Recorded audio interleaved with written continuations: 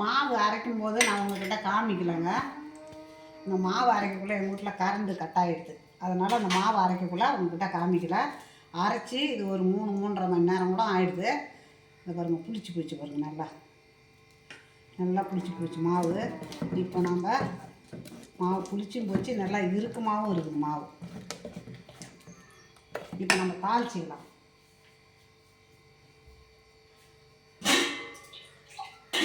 தாளிச்சிங்கன்னா அப்புறம் அதுக்கு தேவையான தண்ணி ஊற்றிக்கலாம். இப்போ நம்ம கடலைப்பருப்பு போட்டுக்கலாம். கடலைப்பருப்பு ஒரு ஸ்பூன் கடலைப்பருப்பு,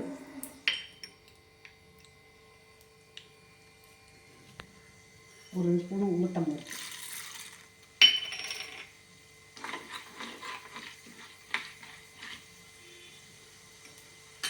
இப்போ இஞ்சி பொடியாக நறுக்கிய இஞ்சி பாருங்கள்,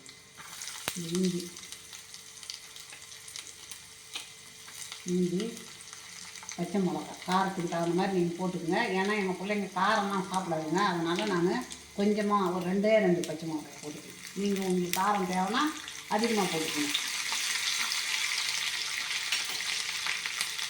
இப்போது இந்த நறுக்கி ஒரு தேங்காயை அப்படியே பொடியாக பல்லு வச்சுருக்கேன் பாருங்க. இந்த மாதிரி தேங்காயை போட்டுக்கணும். இந்த மாதிரி பல்லு சீவி தேங்காயை போட்டுக்கணும்.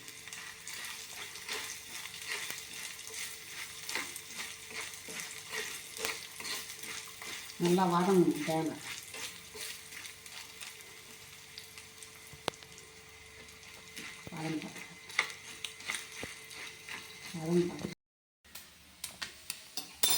இப்போ பாருங்கள், நல்லா எல்லாமே வதங்குது. இப்போ கறிவேப்பிலை போட்டுக்கலாம்.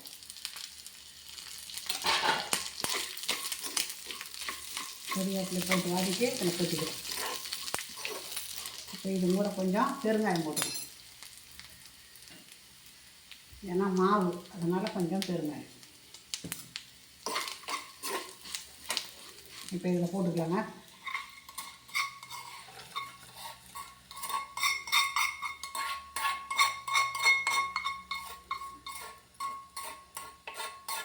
போட்டுக்கலாம். இப்போ எண்ணெய் ஏற்கனவே நான் கடாயில் ஊற்றி வச்சுருக்கிறேன். இந்த எண்ணெய் காயட்டும்.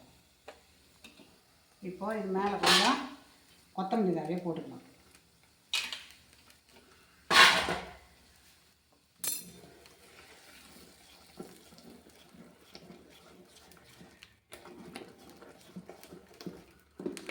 தாங்க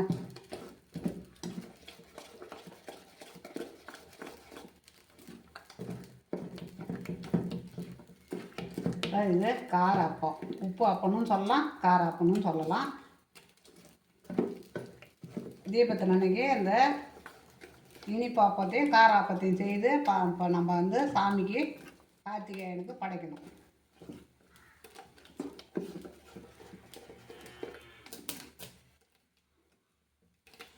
எண்ணெய் காயட்டும்.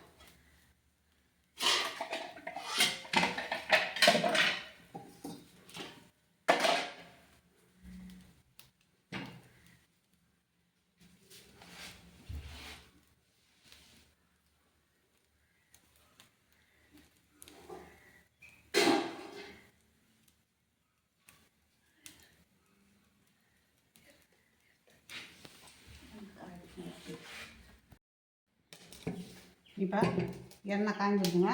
நம்ம ஒரு அப்பமாக ஊற்றிக்கலாம். பொறுமையாக ஊற்றணும்.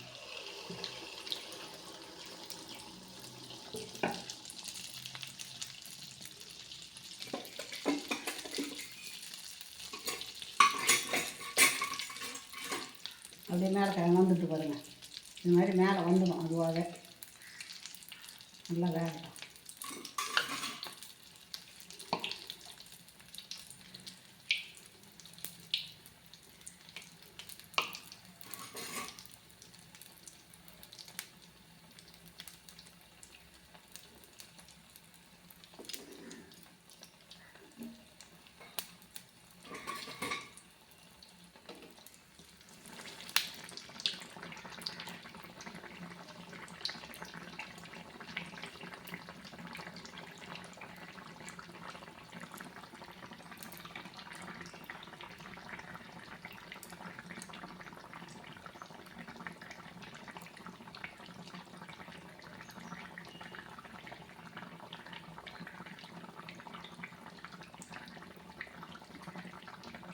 மாவு கொஞ்சம் கட்டியாக இருக்குது, கொஞ்சம் தண்ணி ஊற்றிக்கலாம்.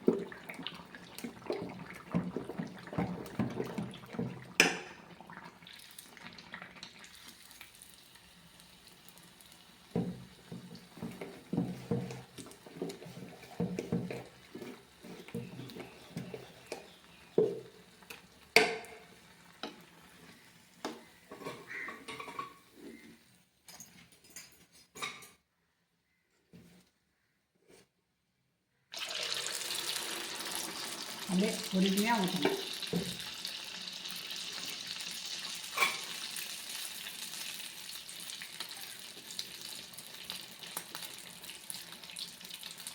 இதே மாதிரி தான் ஊற்றி எடுக்கணும். கொஞ்சம் வானல் இந்த மாதிரி கொஞ்சம் லேசாக குழியாக இருக்கும்.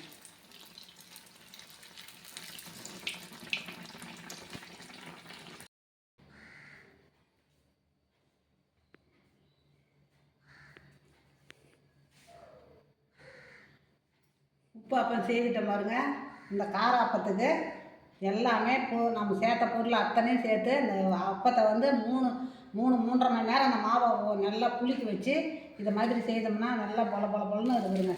சூப்பராக இருக்குதுங்க. இந்த மாதிரி தான் இருக்கும். இதுக்கு நீங்கள் வந்து சட்னி வச்சு சாப்பிட்டாலும் சாப்பிட்லாம். நீங்கள் வந்து எந்த சட்னி வச்சு சாப்பிட்டாலும் சாப்பாடு, குருமா, நீங்கள் வந்து கார சட்னி, தேங்காய் சட்னி எல்லாமே வச்சு சாப்பிட்லாம். நான் இன்றைக்கி எதுவுமே செய்யலை. எங்கள் பிள்ளைங்க அப்படியே சாப்பிட்றேன்னு சொல்லிட்டாங்க, அதனால் நான் எதுவுமே செய்யலை. நீங்கள் இதே மாதிரி செய்யுங்க, சூப்பராக இருக்கும். நம்ம இனிப்பு போட்டால் தான் சூப்பராக இருக்குன்னு கிடையாது. இதை மாதிரி செய்து நீங்கள் சாப்பிட்டு தான் பாருங்களா, அவ்வளோ ஒரு அட்டகாசமாக இருக்குங்க. இது பிடிச்சிருந்ததுன்னா எனக்கு லைக் பண்ணுங்கள், கமெண்ட் பண்ணுங்கள், சப்ஸ்கிரைப் பண்ணுங்கள்.